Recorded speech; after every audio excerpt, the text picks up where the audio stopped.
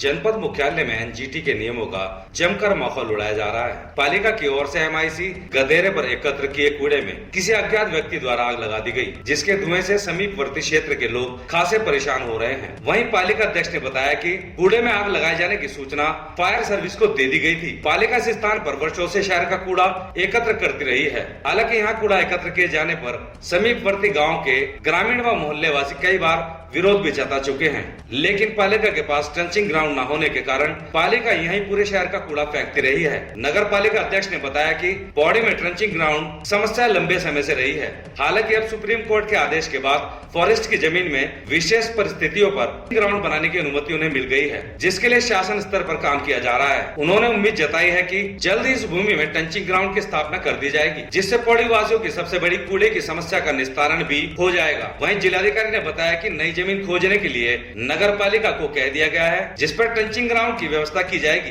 जिलाधिकारी पौड़ी ने बताया कि पूर्व में भी नगर पालिका ने एक जमीन खोजी थी, जिस पर एनजीटी ने आपत्ति दर्ज कराई थी, मगर अब सुप्रीम कोर्ट के आदेश के बाद वन विभाग की भूमि में ट्रेंचिंग ग्राउंड बनाने की व्यवस्था की जा रही है। स्थानीय लोगों ने भी एमआईसी गदेरे में कूड़े फेंके जाने पर आक्रोश जाहिर किया है। उन्होंने नगर पालिका को भी चेतावनी दी है कि अगर जल्दी कूड़ा निस्तारण के लिए कोई अन्य जगह नहीं खोजी गई तो यह सभी ग्रामीण आंदोलन करने के लिए विवश हो जाएंगे। उन्होंने इसे एनजीटी के नियमों का उल्लंघन करार दिया। उन्होंने उम्मीद जताई है कि नगर पालिका अध्यक्ष जल्द ही इस बात का संज्ञान लेंगे और उस पर उचित कार्रवाई करेंगे। तो पौड़ी नगर पालिका के द्वारा समय समय पर इस प्रकार के कूड़े के ढेर जगह जगह लगेगा।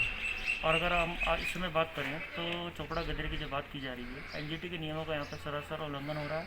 आप पानी के स्रोत की बात करें, चाहे एक पूरे एरिया में आप डंपिंग जोन की बात करें, जो कि अवैध रूप से वहाँ पर डंपिंग जोन भी बनाया जा रहा है।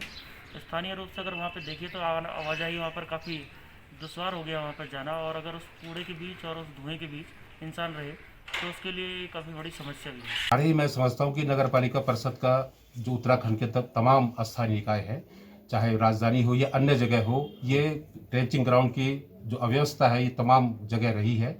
और हमारे द्वारा जो नगर पालिका परिषद पौड़ी की बात है, तो हमने इस ज़मीन को फॉरेस्ट की जो ज़मीन थी खिरसू रोड पर उसे लिया है। उसका तमाम उसमें औपचारिकताएं पूरी हो चुकी है। सुप्रीम कोर्ट के निर्देश अनुसार जो आपने ग्रीन ट्रिब्यूनल की बात की, उसे ग्रीन ट्रिब्यूनल के द्वारा रोका गया था, लेकिन सुप्रीम कोर्ट ने विशेष परिस्थितियों में उस पर हमें काम करने की इजाज़त दे दी है। अब ये फाइल भारत सरकार के नोडल अधिकारी द्वारा पास हो चुकी है और ये वर्तमान में सचिव सेक्रेटरी वन के पास है। तो ये 2-3 महीने जो कोरोना में रहे हैं, और इसके बाद शीघ्र ही, जो मैं आपको विश्वास दिलाता हूँ, इसके बाद शीघ्र ही हमारा जो है उस ज़मीन पे काम होगा। ये यहाँ पर निश्चित रूप से कूड़ा पड़ता है और उस पर किसी अज्ञात व्यक्ति ने कल आग लगाई। उसके बाद हमने तुरंत फायर ब्रिगेड को फ़ोन किया है और उसके बाद फायर ब्रिगेड ने वहाँ पर उस आग को बुझाया है।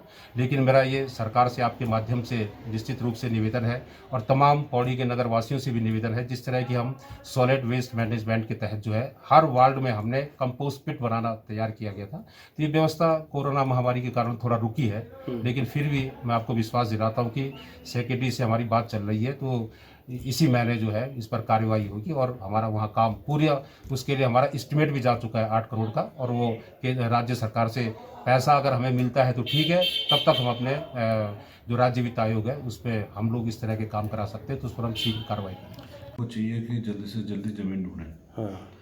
हालांकि इनकी ज़मीन एक अप्रूव हो गई थी, लेकिन वो एनजीटी ने उस पर रोक लगा दी थी, और अब उस पर एक प्रोसेस और चल रहा है कि वो नई ज़मीन ढूंढें।